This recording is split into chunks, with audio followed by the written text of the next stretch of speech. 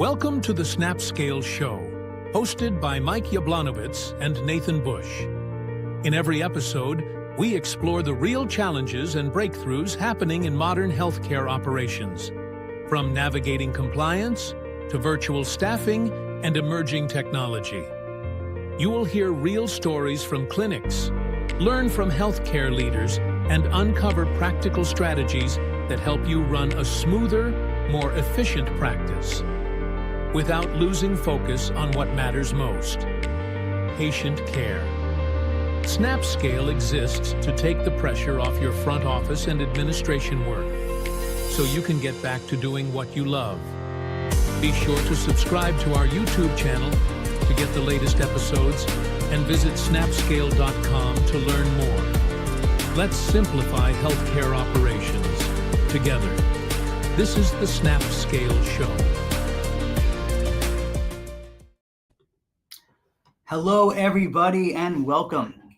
I am Mike Yablonowitz, President and CEO of SnapScale, and I'm really glad you're here. Today's session is about something every physical therapist can relate to, and really anyone who spends their day focused on patient care. Finding ways to spend more time with patients and less time buried in admin work.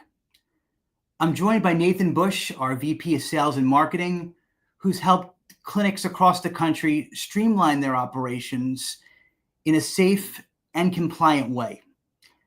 And we're especially excited to have Dr. Josh Funk with us, the founder and CEO of Rehab to Perform.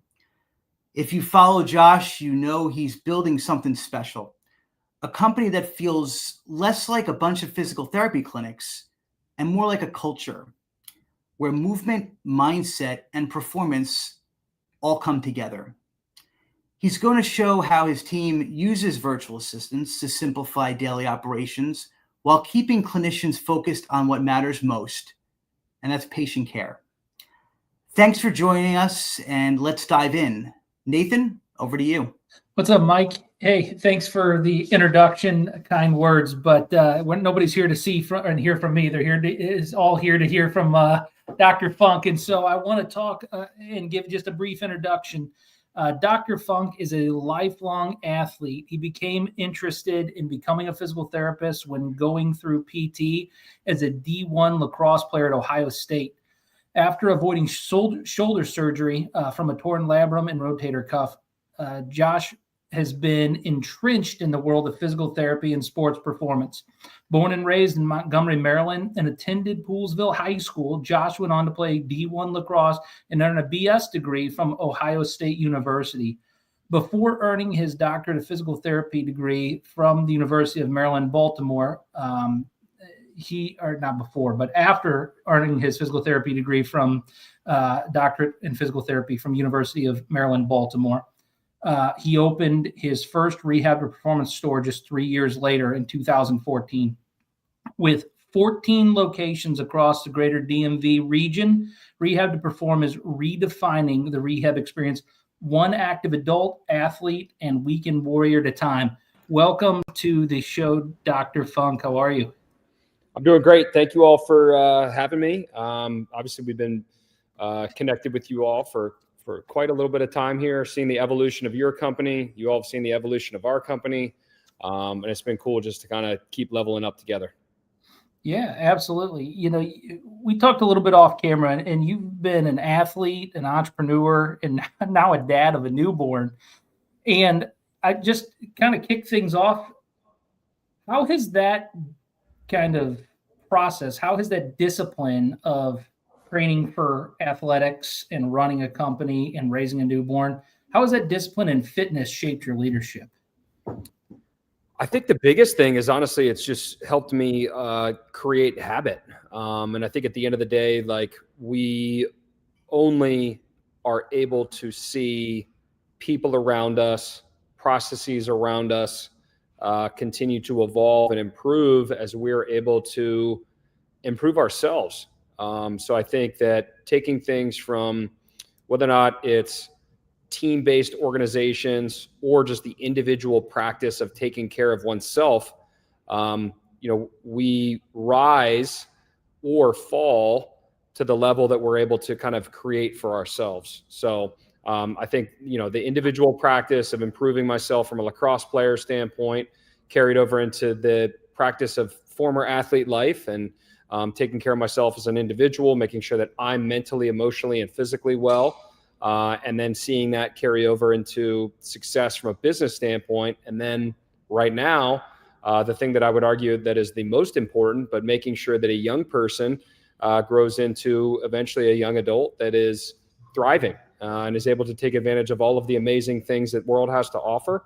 But requires a lot of introspection, a lot of reflection, self-awareness, and ideally the practice of continually evolving oneself. And that's at least what I claim to be doing a decent job of at this point in time. But I'm sure my 10-month-old will present with surprises as the year goes on, much like business has presented with surprises as the year has gone on. But you're always reverting back to the discipline and the practice of the things that have worked for you to kind of keep you grounded.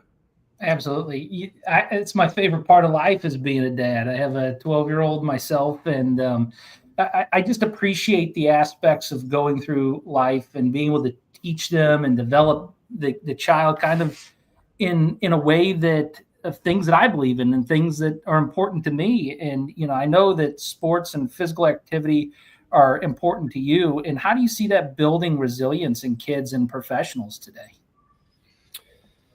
Gosh, that's a great question. Elaborate on that a little bit more. What direction you want me to go in there? Yeah, so it's important to build physical activity into your life. It's important to build those disciplines into your life, and they have an impact on our mentality and our performance. They have an impact in our ability, at school. It has an impact in our ability at work, and so you can't just give up at the first sign of trouble, right? Yeah. And so I think that sports they help us build that resilience in our culture. But I'm interested in your take on that. Yeah, in terms of sports or family or I guess I'm still like, outside of what I already elaborated on, I'm not sure what direction you want me to go in there, but yeah, I mean, definitely sports played a significant part of forming, just kind of who I am today. And I was able to, piggyback on a lot of things that obviously I learned from a sports world standpoint and carry that into entrepreneurship. I'm not sure how to further elaborate on that, but no worries. Yeah. No worries. I mean, I know that we talked a little bit too about this concept of people and process, and you kind of run a lot of your businesses on this thought process of people and process. Can you help me kind of unpack when we were talking before about what you meant whenever you were talking about people and process? Yeah, I think people and companies compete on process, and at the end of the day, we will be able to maximize ourselves based on the processes that we're able to put in place for us. So, if you take an individual that's trying to be mentally, emotionally, and physically well, they are ideally able to do things to recognize patterns that are either serving them or not serving them. I think from a business standpoint, we are competing on process, and you're able to ideally recognize patterns that are able to serve you or not serve you. And you're continually trying to evolve things that will better yourself, better your business, better certain areas of your business, better your customer, et cetera, through that pattern recognition and ideally the continual iteration that goes on to determine whether or not practice is best or practice is perfect, which I would argue that it never is, and it's continually evolving. I mean, if we take this to snap scale, right? Let's talk about why somebody would even choose snap scale. You recognize that there could be a potential process improvement as a result of incorporating individuals into your company ecosystem. And then now it's not just pressing play on working with an outside vendor, but it's how do you come up with the best possible way to work with said vendor. And you're trying to come up with, okay, how many different companies are working with SnapScale. Well, can we be the company that utilizes their staff and the capabilities of their staff the best? We don't want to just participate. We don't want to just check a box. We want to be the best at utilizing said vendor. But again, companies compete on process, people compete on process. If I take that into my role from a CEO standpoint, the people around me are only as good as I am. So I have to continually make sure that I am reinventing myself and that my processes are continually meeting the moment, especially knowing the fact that, if anything, the CEO or the founder of a company is probably reinventing themselves the most in order to read the room, read where the company's at, and put yourself in a position where you're meeting whatever demands are of your company, your customer, societal things going on outside of your company ecosystem, et cetera. Sure, absolutely. I mean, people are the first part of that philosophy, right? And then process is the second, focus on people, and then process. So people are the first part. When you were still hiring, I know that your company has continued to evolve, and now you do a lot of leadership. But when you were hiring, how did you identify somebody who was the right fit early on? I think the biggest thing that you have to ask yourself first and foremost is what matters to you from a cultural standpoint. People say it all the time, but have you established your core mission, vision, values? It's very, very important that you have people that align with you on foundational things before even getting into the tactical X's and O's. Tactical X's and O's in a lot of situations can be trained. So, if you're of the belief that soft skills are harder to train, harder to change, then you should be focusing on those things first. And you could do that through a screening process. You could do that through something that gets filled out prior to an interview. You could dive into that through a first interview. And ideally, you're, asking people simple things. One of my favorite questions that I used to ask people is, where do you see yourself a year from now? You really get to tap into the individual, what they view as being in their control, how far they potentially have thought about working towards their best version of themselves. Have they even put time and energy into that? Have they thought about what a company should be doing to support them on this journey that they're going on?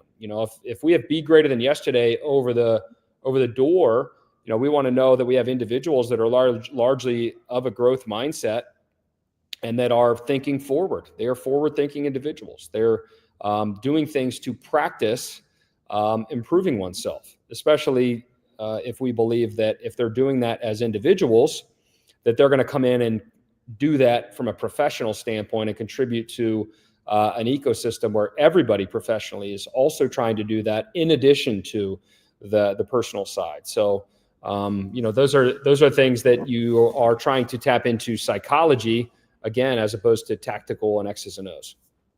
Yeah, as the senior vice president at SnapScale, I'm responsible currently for hiring a couple of people on my team. And it's so critical and so important that you find people who are good culture fits, and that the things that you stand for, the core values that you stand for, that it's the people that shape your organization. I can only do so much, I can't do everything even from a sales and marketing perspective in our company. And so these team members that we have, they've got to have the skill, they've got to have the grit, they've got to have the know-how to do the job. And I totally agree with you. What shifted though in your mindset, and what shifted in your business when you went from doing the hiring yourself to relying on your team to start helping you do that process? Yeah, I think a big thing is recognizing that there's potentially somebody better in the room to do certain things. I think somebody who is continually trying to be a jack of all trades early on hopefully starts to realize areas and where they have gaps, areas where they have limitations, areas where they're not as strong. You can't do it all. And the person that thinks that they can, you're going to hit a ceiling at some point. You can only do so much. And if you do feel like you continually have to do it all, I would argue that you're probably not hiring great people. So then that's a whole separate conversation itself. But, for me, I continually hire people that are incredibly capable, incredibly qualified. I'm able to shed things off of my plate and double down more on the things that I am good at. My goal is not to be a generalist forever. I will still always be a generalist in terms of being able to walk into a room with certain people in the company and be able to add value to conversations. But I need to hire people that have more specialty in certain areas than I do. Otherwise, I'm finding myself having to be the person that's driving things to completion all the time for every aspect of my organization, and I'm going to be the biggest bottleneck. That's never the goal of somebody, especially if you want to be a high growth company or a fast growth company like we are. Yeah, absolutely. It's one of the benefits of hiring virtual assistants just in general for people's organizations is that you can remove yourself from being the bottleneck. Other people can start to do some of the work that you're doing. And, our philosophy is hire the virtual assistant sooner than later so that even as you're growing, they can get up to speed, they can grow with your organization. These are team members, right? And so, but from your perspective, Dr. Funk, what's been the biggest surprise or benefit of working with virtual assistants at Rehab to Perform? I think probably it's the capability and the ability for them to quickly not just adapt to the processes that you put in front of them, but also go above and beyond. I think a lot of times people will want to pass lower level, maybe a little bit more tedious tasks off to international staff, maybe treating them a little bit more with an entry-level lens. But some of our international staff have been able to come in and take on a lot more than we originally thought that they were capable of, and become extremely valuable with regards to maybe what we would call a little bit more like middle-level management, or promotional-oriented roles. Where early on you weren't anticipating or expecting those. So I think those are probably the biggest things. A lot of that comes down to you learning the individual, being able to look at them from a lens that you would look at your staff no differently with regards to the KPIs or the overall task flow that they're able to take on, and then getting to know them.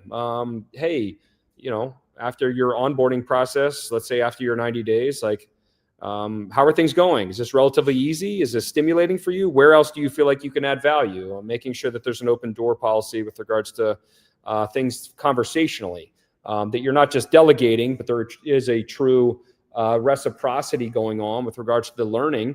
They just learned your company over the course of an onboarding process, but potentially you need to learn them better and learn their skill set, or learn them with regards to growth tracks.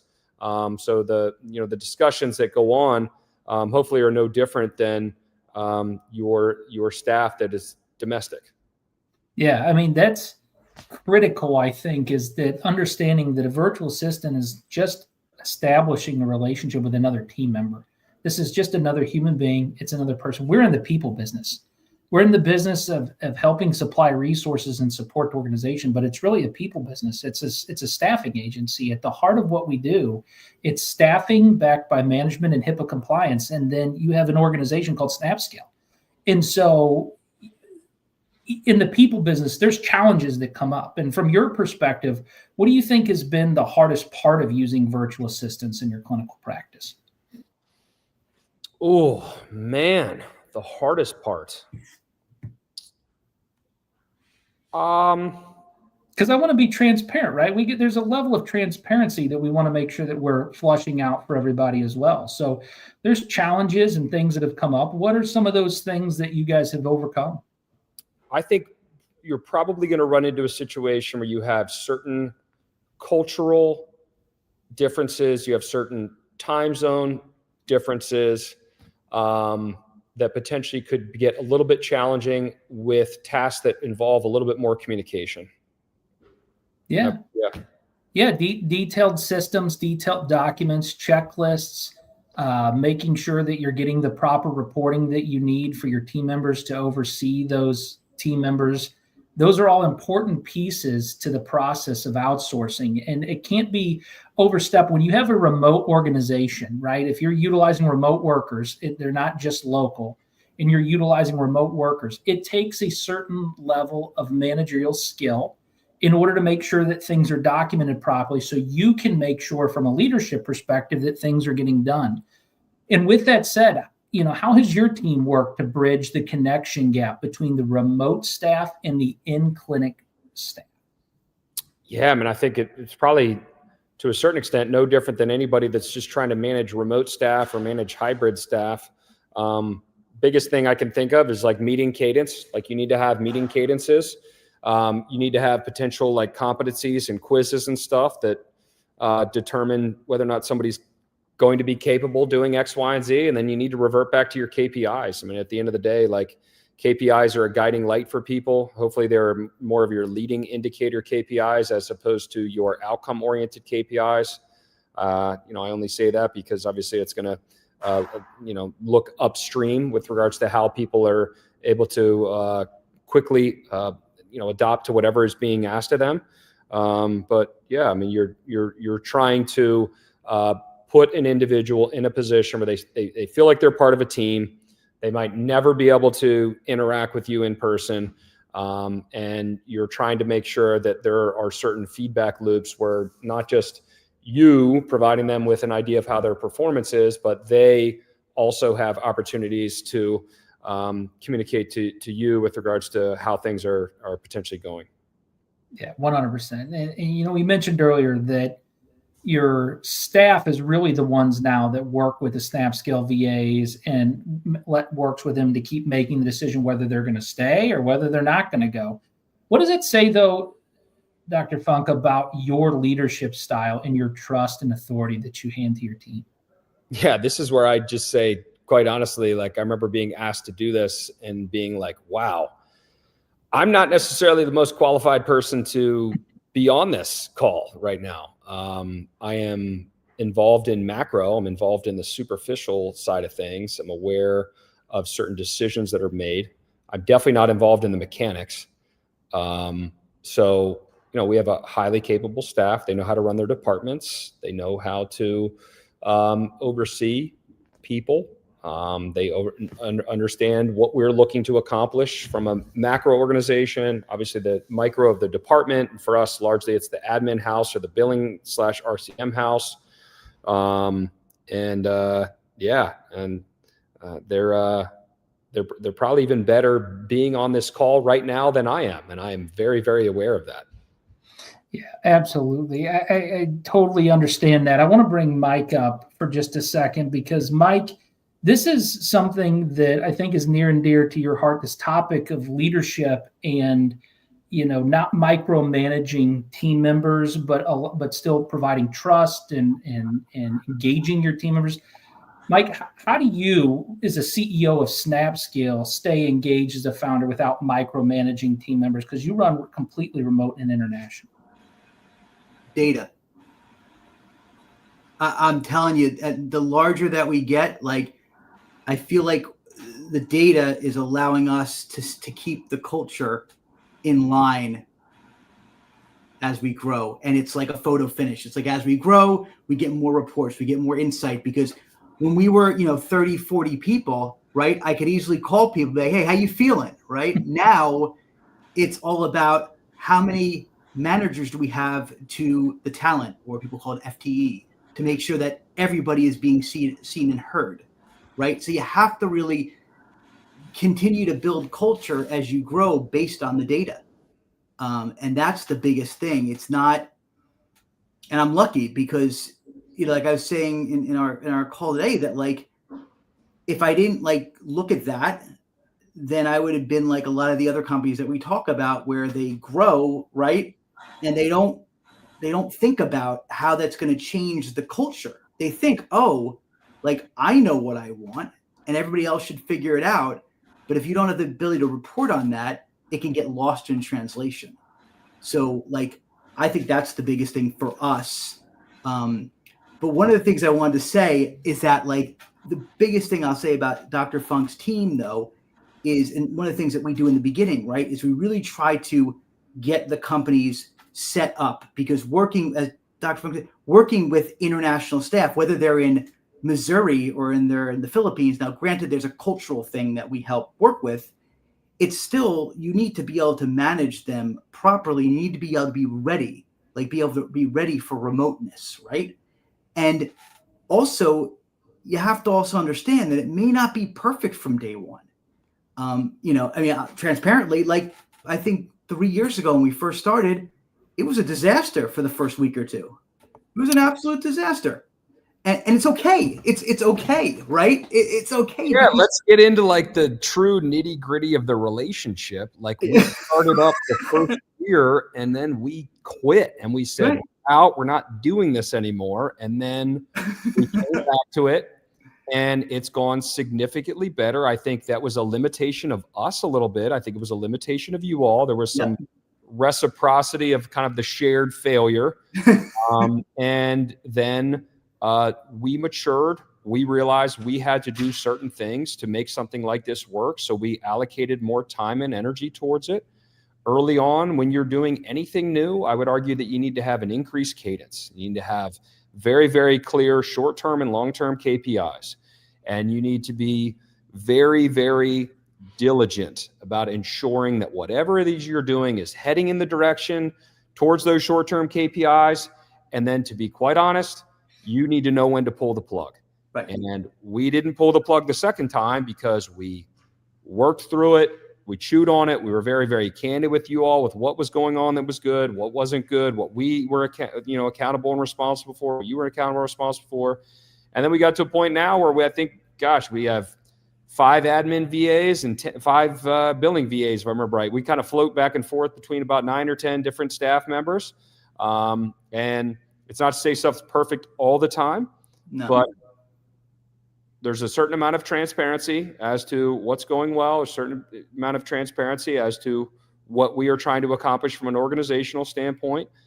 It does help that when individuals come in on the SnapScale side, that there are other individuals that they can speak to that are not necessarily on the U.S. side. So there, you've got the benefits of the hive, so to speak, in terms of being able to be around other bees that are, plugging away at stuff. I do feel like we have some very, very good team members on our end that do a good job of training. They do a good job of remote training, knowing that there's never going to be in person. And I would challenge people that if you've tried it before and it hasn't worked, how much is it the company that you're outsourcing to, or how much is it your training just isn't quite that good? And we ask ourselves all the time. My number one thing that I love to ask when training doesn't go well is you go back to the individual and you say, hey, what could we have done to better prepare you for X outcome because we didn't get to X outcome? Instead of blaming it on the individual, being able to put yourself in a situation where you feel like you're open enough to say, you know what, we've only from an outcome standpoint had 3 people go through this before. So potentially this 4th person might provide us with additional perspective because we don't have it all figured out. I think too often you do have organizations and people that are way too fixed mindset, not enough growth mindset. It's also like it's a partnership. Like when you hire someone new, it doesn't always work out, right? So it's for people to think that, and this is a big thing, you're going to go hire a VA firm, whether or not it's a managed service like SnapScale or a guy off the street. You need to work with him. It's not like you can't. And Nathan hates when I say this, but it's like we sometimes don't start with clients, right? Because they're not ready. Because it takes like a certain amount of like readiness from their end along with our end to work, right? So, and again, that's why I was saying like you guys are mature and you're able to like work together with us, but like it's not always perfect in the beginning. And the one thing to just let you know is even a well-established firm like yours had problems in the beginning, right? It's all working out now, but it's not all as Rocky Balboa says, like all sunshines and rainbows, right? Like, no, we quit on you guys. Yeah, I'll be honest. I tell people we walked away. We said, I don't remember. It wasn't quite a full year, but we walked away and then we circled back. So, and I think that's a good thing. Yeah, it is. I mean, that's a good thing. And that goes to show the fact too, as an organization from our standpoint, like, if it doesn't work the first time, we're not mad because somebody has to leave our organization either. We understand that this is a partnership. It takes effort on both sides. And we also understand that, sometimes organizations are learning how to outsource for the first time as well. And that's a process. It's a process of a lot of the things that we've talked about in this program so far. I would really like to know from a high level perspective, though, Dr. Funk, what are some of those leadership lessons that you've learned now that you're starting to take a step back from the details of everything? What are the kind of the high level takeaways that people can leave this program today and go, as my organization grows, these are some things that I should watch out for as I'm starting to pull back? Gosh, that's a great question. I think one of the number one things is asking your team what they need. It's like a simple question, but I regularly find myself sometimes getting into meetings and just going, what do you need? Because your role, in order to actually shift and take a step back, has to be you're like the chief resource allocator. You're allocating time, money, and potentially sometimes other people's expertise, and you're looking outside of the organization to resource somebody. So I think that's probably one of the single biggest things that I find myself asking people on a regular basis. And sometimes I go, you might not have the answer right now, but if you need something to be able to do things this way at this level with the expectation of reaching this outcome, then you need to know that the door's open for you to come to me to ask me for assistance. That's incredible wisdom. And I see that in Mike. Mike is constantly in our one-on-one meetings, just to bring it up. He constantly asks me, is there resources you need, things that you need? I love that concept, because it just goes to show you that your job is to equip people and then get out of their way so they can accomplish the goals that you're asking of them. And my wife has this saying. She always says, seek to understand with people and assume positive intent.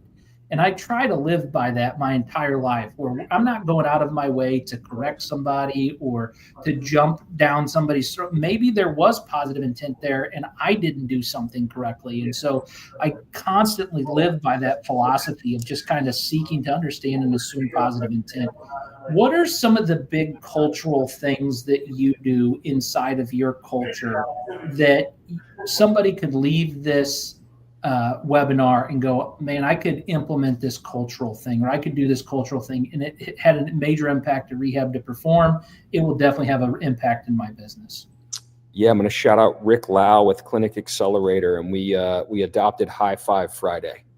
So on Friday, we have our general Slack channel, and it's your chance to just praise somebody or many people, and you're given virtual high fives. It's just a way to encourage public praise. I think that's something, I'm guilty of, probably because I'm also the most self-critical, but not praising myself nearly enough, and definitely not outwardly, regularly praising people, especially via typing. I'm not a huge texter to begin with. I'd much rather call somebody or do an audio message, but it's an opportunity for everybody to see the praise, everybody to see the work, especially in a 110 person organization at this point in time. There's a lot of amazing things going on. It also gives me a better pulse for what's going on at specific locations or in specific departments when I potentially get made aware of praise that I would not normally ever potentially come across, because candidly, some of the people I might not see for at least 30 days, maybe 60 days. So I might never have an in-person conversation and be able to hear about all of the, great things that X, Y, and Z has been doing. That's incredible. I appreciate that. Mike, as we wrap up here, and then I'll let you kind of have some words, and then we'll let Funk kind of talk about some of his programs that he's working on right now for physical therapists. What are some cultural things that you find that are impactful that people could leave this webinar today and directly implement maybe with their virtual assistants? Gosh, I hate to say this. Your biggest thing you got to do is you probably have to have feedback loops. And I'd be asking yourself if you have enough feedback loops to make sure that something like this is actually able to like work. Sometimes it's feedback loops with the vendor. Sometimes it's feedback loops with your staff that is domestic. Sometimes it's feedback loops with the international staff. Yeah, I don't think people have enough ways to continually garner feedback. And a lot of times it ends up just putting themselves in a situation where they're potentially making decisions with not enough information. Yeah, when communication stops, that's when relationships run into major trouble. The more that if you have frustrations or if something's not working correctly, I appreciate that so much. Set up a call, set up a conversation, get a manager involved, get the team involved, get the VP or the COO involved of the organization, whatever you got to do if you're working with that vendor, for sure. And also, it's like, and you also have to check your ego at the door, Josh, right? I mean, you have to, like, because I don't know how, whether there was an age thing for me or whatever, but like, if I was going to grow this company, I had to realize that like, it's not about me and there's only so much that I can do. So I had to make sure that I had the right people surrounding me in order to make it work, right? And just what you said too is the same thing I do. I really do. I come in and say, how can I help you? What can I do? Because I can't control it all. Like, you can't. And if I could, like, then I wouldn't be where I was today. And you definitely couldn't grow all these different clinics if you were micromanaging, like, where are the cups, right? Like, it just can't do it. But you need the right people. And I feel, in my sense, getting the right people, you could sell somebody to come to work for you.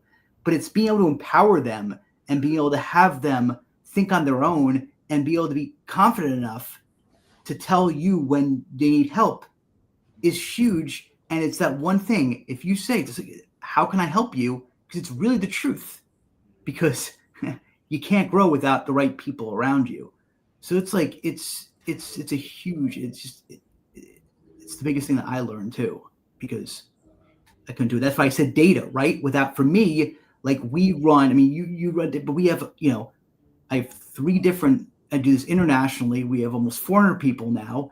And I don't have the opportunity to like go into, I mean, I go to the Philippines more often than I want in India, but like I have to be able to see things in order to be able to run it the right way. Right.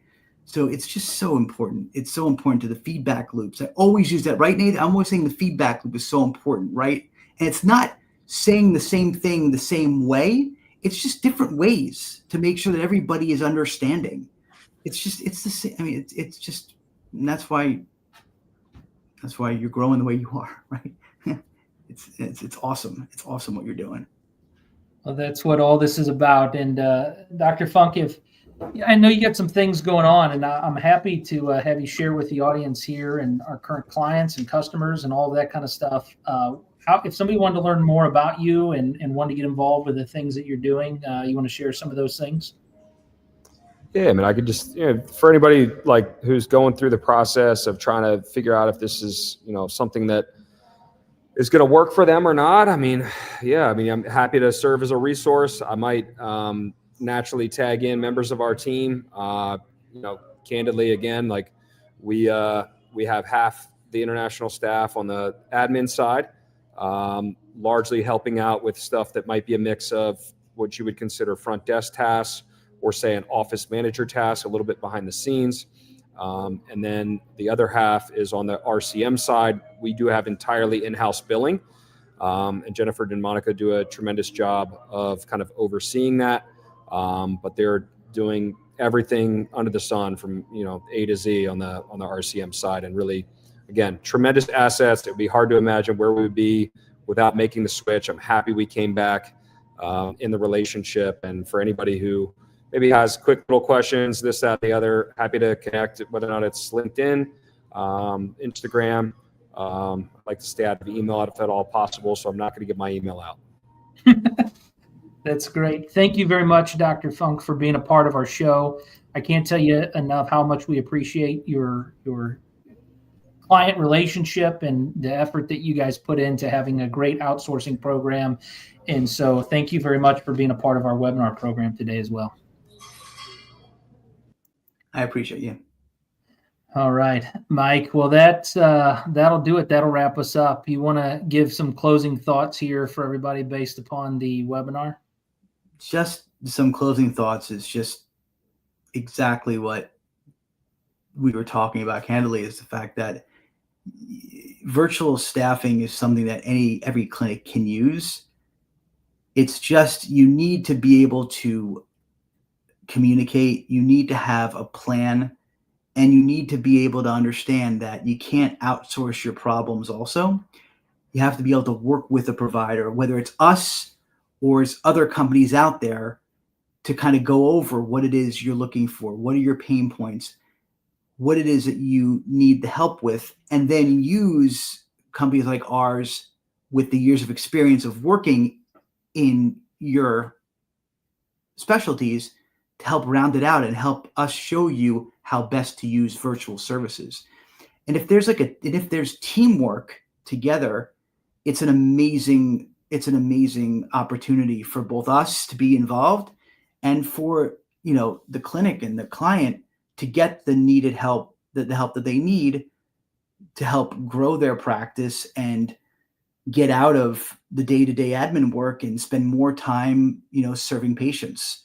So I really advise everybody that has a clinic to have a conversation, like not just with us, but with other companies as well, and start having the conversation, start thinking about it. Because like I said before, there's a lot of times when we speak to clinics that they're not ready. And we know that not being ready and not being ready to be ready, and that's not a bad thing, it's just not the right time, has a much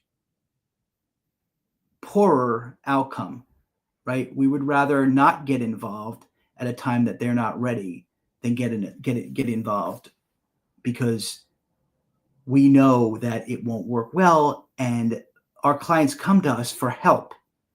And we know if we're not doing it at the time that they're ready, we're going to even make their lives even more miserable than they were when they were coming with us. They're thinking about coming to us. So I implore them just to have a conversation, talk to people, think through what they can outsource, and then be able to have a conversation with a SnapScale. I do recommend also, last but not least, that they do go with a managed service, because there are things that a company like SnapScale can do to help them bridge that culture gap, right? The fact that us, as well as other companies, have our own offices overseas is a big advantage for clinics.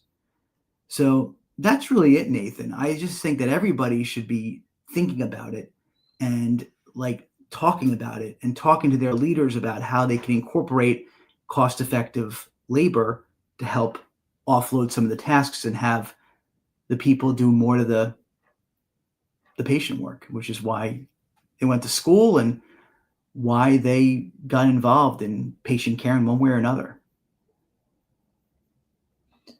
Yeah, I totally agree. We will see everybody on the next webinar that we do. I appreciate Dr. Funk so much for being a part of this program.